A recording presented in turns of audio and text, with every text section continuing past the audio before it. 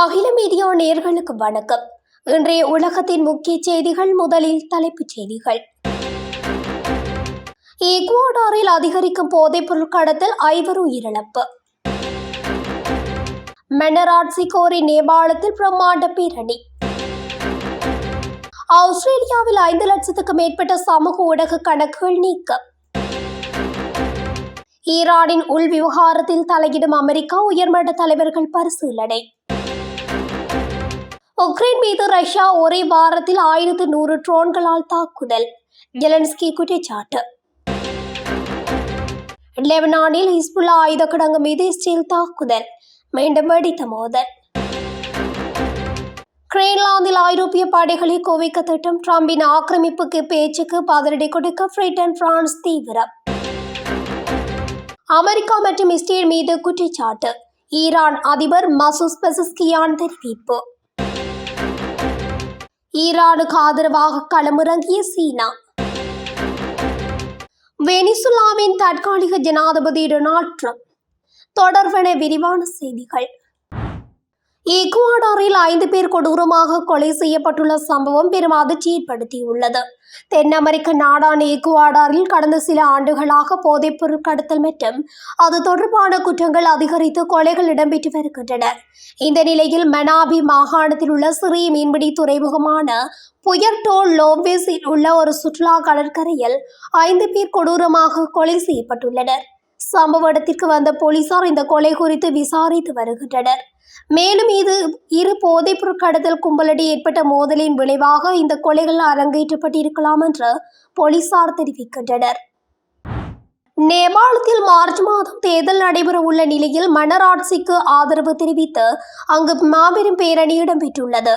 நேபாளத்தில் கடந்த ஆண்டு செப்டம்பரில் இடம்பெற்ற இளம் தலைமுறையினர் போராட்டத்தை அடுத்து முன்னாள் பிரதமர் சர்மா ஒலி தலைமையிலான அரசு பதவி விலகியதை அடுத்து இடைக்கால பிரதமராக அந்நாட்டு உயர் நீதிமன்றத்தின் முன்னாள் தலைமை நீதிபதி சுசீலா கார்கி பொறுப்பேற்றார்.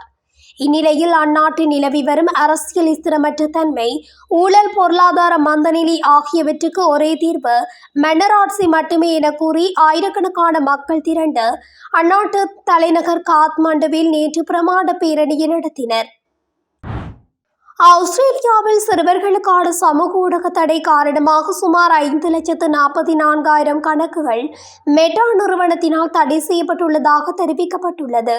புதிய சட்டத்திற்கு இணங்கிய முதல் வாரத்தில் இன்ஸ்டாகிராமில் 3,30,639 கணக்குகளும், முகப்புத்தகத்தில் 1,73,497 கணக்குகளும், த்ரெட்ஸில் 39,916 கணக்குகளும் நீக்கப்பட்டுள்ளதாக அறிவிக்கப்பட்டுள்ளது.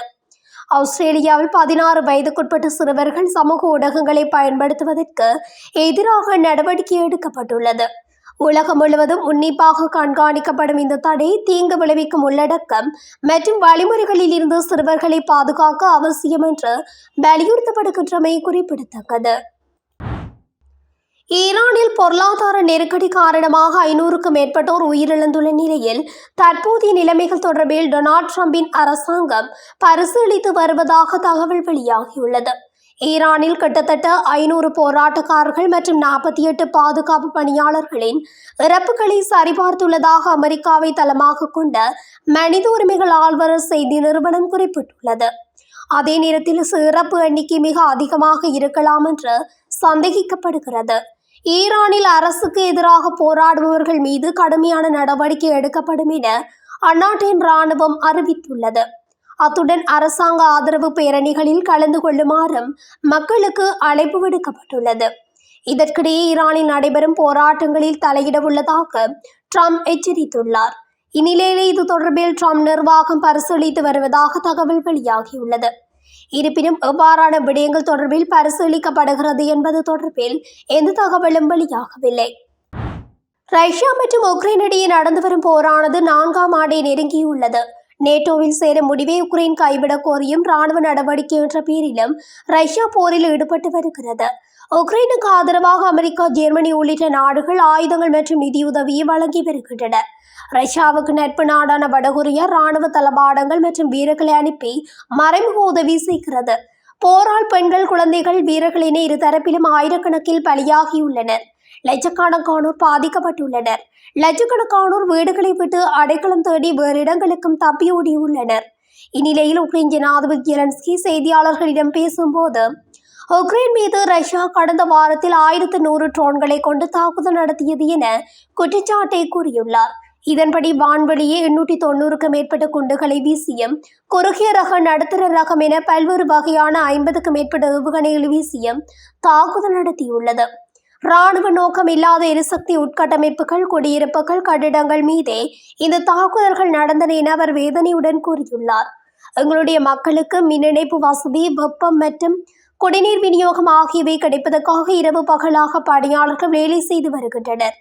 ரஷ்யாவின் தொடர் பயங்கரவாத தாக்குதலுக்கு பின்னரும் நிலைமை இயல்பு நிலைக்கு கொண்டுவர போராடி வரும் ஒவ்வொருவருக்கும் நான் நன்றி தெரிவித்துக் கொள்கின்றேன் என்றார்.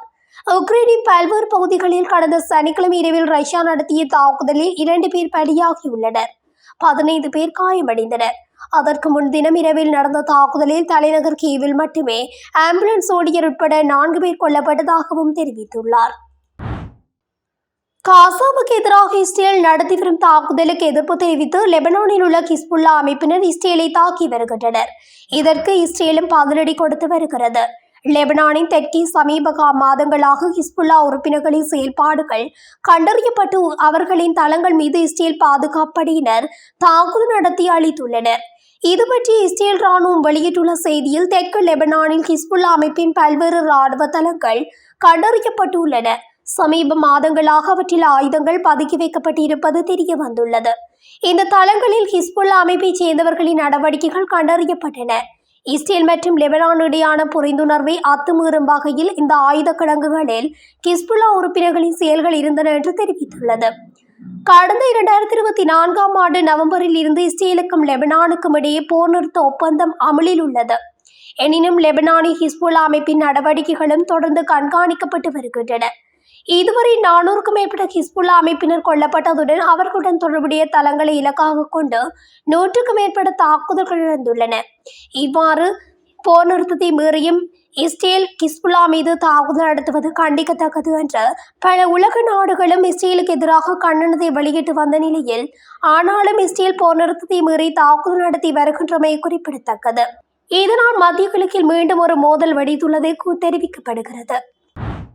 ஆர்க்டிக் பிராந்தியத்தில் ரஷ்யா மற்றும் சீனாவின் ஆதிக்கத்தை தடுப்பதாக கூறி கிரீன்லாந்து தீவில் தங்களது இராணுவ படைகளை நிறுத்த பிரிட்டன், பிரான்ஸ் மற்றும் ஜெர்மனி ஆகிய நாடுகள் ரகசிய திட்டங்களை வகுத்து வருகின்றன. அமெரிக்க அதிபர் டொனால்ட் ட்ரம்ப் கிரீன்லாந்தை ஆக்கிரமிக்க வாய்ப்புள்ளதாக எழுந்துள்ள அச்சமே ஐரோப்பிய நாடுகளில் இந்த அதிரடி நகர்வுக்கு முக்கிய காரணமாக கருதப்படுகிறது. எஸ்தானியோவில் உள்ள அமாரி விமானப்படை தளம் போன்ற கட்டமைப்புகளைப் போல கிரீன்லாந்திலும் ஐரோப்பிய நாடுகளின் கப்பல்கள், விமானங்கள் மற்றும் தரைப்படை வீரர்களை நிறுத்த பிரிட்டன் அதிகாரிகள் பிரான்ஸ் மற்றும் ஜெர்மனியுடன் ஆலோசனை நடத்தியுள்ளனர். சமீபத்தில் வெனிசுலாவின் மதுரோ பிடிபட்டதை தொடர்ந்து அவர்களுக்கு பிடித்தாலும் பிடிக்காவிட்டாலும் கிரீன்லாந்தை நாங்கள் கைப்பற்றுவோம் என்று ட்ரம்ப் பேசியது ஐரோப்பிய நாடுகளிடையே பெரும் அதிர்ச்சி ஏற்படுத்தியது. டென்மார்க் மற்றும் நேட்டோவின் ஒரு பகுதியாக இருக்கும் கிரீன்லாந்து அபூர்வ கனிம வளங்கள் நிறைந்த இடமாகும். அமெரிக்கா இதனை தனதாக்க முயல்வதை அதன் அண்டை நாடுகளான ஐரோப்பிய நாடுகள் விரும்பவில்லை. இதனால் அமெரிக்காவுக்கு எதிராக ஐரோப்பிய நாடுகள் நடவடிக்கை எடுக்க தொடங்கியுள்ளன. அமெரிக்காவுடன் நேரடி மோதலை தவிர்க்கும் வகையில் இது உங்களுக்கும் லாபமான விஷயம். இதற்கான செலவை நாங்கள் ஏற்கின்றோம் என்ற ரீதியில் ஐரோப்பிய நாடுகள் இந்த பாதுகாப்பு திட்டத்தை அமெரிக்காவிடம் முன்வைக்க உள்ளன. அதே சமயம் ட்ரம்ப் தன்னிச்சையாக செயற்பட்டால் கூகுள் மற்றும் எக்ஸ் போன்ற அமெரிக்க நிறுவனங்கள் மீது ஐரோப்பிய ஒன்றியம் தடைகளை விதிக்கவும் தயாராகி வருகிறது. இப்படி செய்தால் ஐரோப்பிய நாடுகளின் நடவடிக்கையினால் அமெரிக்காவின் பல அடிப்படை அமெரிக்க நிறுவனங்களின் செயல்பாடு தடைப்பட வாய்ப்புள்ளது. இதனால் அமெரிக்காவின் முக்கிய நிறுவனங்கள் முடங்கவும் வாய்ப்புள்ளதாக தெரிவிக்கப்படுகிறது. இதனால் அமெரிக்காவின் அடிப்படை பெரும் பாதிப்பு ஏற்படலாம் என்றும் கூறப்படுகிறது. அமெரிக்க வெளியுறவுத்துறை செயலாளர் மார்க்கோ ரூபியோ அடுத்த வாரம் டென்மார்க் அதிகாரிகளை சந்திக்க உள்ளார். இந்த சந்திப்பு தற்போது நிலவும் பதற்றத்தை தணிக்கும் என்று எதிர்பார்க்கப்படுகிறது. ஈரானிய அதிபர் மசூத் பெசஸ்கியான் அரசு தொலைக்காட்சியில் நாட்டு மக்களுக்கு ஆற்றிய உரையில் நாட்டில் அண்மையில் நடந்த உயிரிழப்புகளுக்கு வெளிநாட்டு தொடர்புடைய நபர்களே காரணம் என்று குற்றம் சாட்டியுள்ளார். ஈரானை சீர்குலைக்க இஸ்ரேல், மேற்குலக நாடுகள் திட்டமிட்டு செயல்படுவதாகவும் அவர் எச்சரித்துள்ளார். நாட்டில் நிலவும் பதற்றமான சூழலுக்கும் உயிரிழப்புகளும் வெளிநாடுகளுடன் தொடர்புடைய நபர்களே முக்கிய பொறுப்பு. ஈரான் நாட்டை பேரழிவிலும் குழப்பத்திலும் தள்ள இஸ்ரேல் முயற்சிப்பதாக அவர் நேரடியான குற்றச்சாட்டை முன்வைத்துள்ளார்.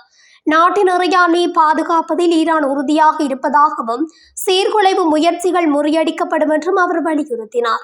ஈரானில் அண்மை காலமாக நிலவி வரும் பொருளாதார நெருக்கடிகள் மற்றும் சமூக போராட்டங்களுக்கு மத்தியில் பிராந்திய அளவில் இஸ்ரேலுக்கும் ஈரானுக்கும் இடையிலான மோதல் உச்சகட்டத்தை எட்டியுள்ளது.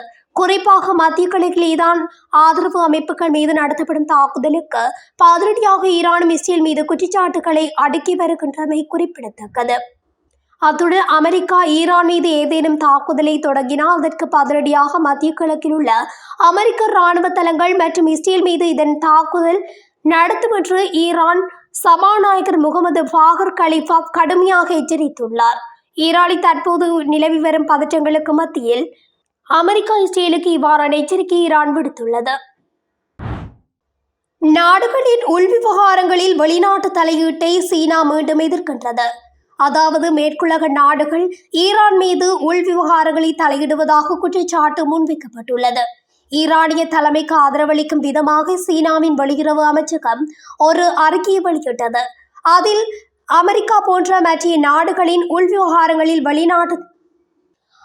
ஈரான் போன்ற நாடுகளின் உள்விவகாரங்களில் அமெரிக்கா தலையீட்டை எதிர்ப்பதாக சீனா குறிப்பிட்டுள்ளது. மற்ற நாடுகளின் உள்விவகாரங்களில் தலையிடுவதை நாங்கள் எப்போதும் எதிர்த்து வருகிறோம். மேலும் அனைத்து நாடுகளின் இறையாண்மையும் பாதுகாப்பும் சர்வதேச சட்டத்தால் முழுமையாக பாதுகாக்கப்பட வேண்டும் என்று தொடர்ந்து வாதிட்டு வருகிறோம் என்றும் செய்தி தொடர்பாளர் மாவோ நிங் கூறினார். மத்திய கிழக்கில் அமைதி மற்றும் ஸ்திரத்தன்மைக்கு உகந்த விஷயங்களை செய்ய அனைத்து தரப்பினரையும் நாங்கள் அழைக்கின்றோம் என்றும் நிங் மேலும் குறிப்பிட்டார். வெனிசுலாவின் தற்காலிக ஜனாதிபதி நான் என அமெரிக்க ஜனாதிபதி டொனால்ட் ட்ரம்ப் அவருடைய ட்ரூத் சோசியல் சமூக ஊடக தளத்தில் ஒரு புதிய புகைப்படம் ஒன்றை பகிர்ந்துள்ளார். அந்த புகைப்படத்தில் அமெரிக்காவின் 45வது மற்றும் 47வது ஜனாதிபதி என்றும் உபஜனாதிபதி ஜேடி வான்ஸ் என்றும் குறிப்பிட்டுள்ளதுடன் வெனிசுலாவின் தற்காலிக ஜனாதிபதி என்றும் தெரிவிக்கப்பட்டிருந்தது. எனினும் சர்ச்சைக்குரிய இந்த பதிவுக்கு வேறு எந்த தலைப்பை வைக்கவோ அல்லது வேறு எந்த தகவலையோ ட்ரம்ப் பகிரவில்லை. வெனிசுலாவின் எண்ணெய் வளங்கள் மீது ட்ரம்ப் குறிவைத்திருக்கும் நிலையில் இந்த பதிவு வெளிவந்துள்ளது. வெனிசுலா ஜனாதிபதி நிக்கோலஸ் மதுரோ கைது செய்யப்பட்ட பின்னர் நாட்டின் தற்காலிக ஜனாதிபதியாக டெல்சி எலோயினா ரோட்ரிக்ஸ் முறைப்படி பதவியேற்றுக் கொண்டமையும் குறிப்பிடத்தக்கது. இத்துடன் அகில மீடியாவின் இன்றைய உலகத்தின் முக்கிய செய்திகள் நிறைவடைகின்றன. தொடர்ச்சியாக செய்திகளை அறிந்து கொள்ள அகில மீடியா ஊடகத்துடன் இணைந்திருங்கள். நன்றி, வணக்கம். அகிலம் மாற்றத்திற்கான மக்கள் குரல். இந்த வீடியோ பிடிச்சிருந்தா லைக் பண்ணுங்க, கமெண்ட் பண்ணுங்க, ஷேர் பண்ணுங்க. மறக்காம கீழே இருக்க பெல் ஐகானை கிளிக் பண்ணுங்க.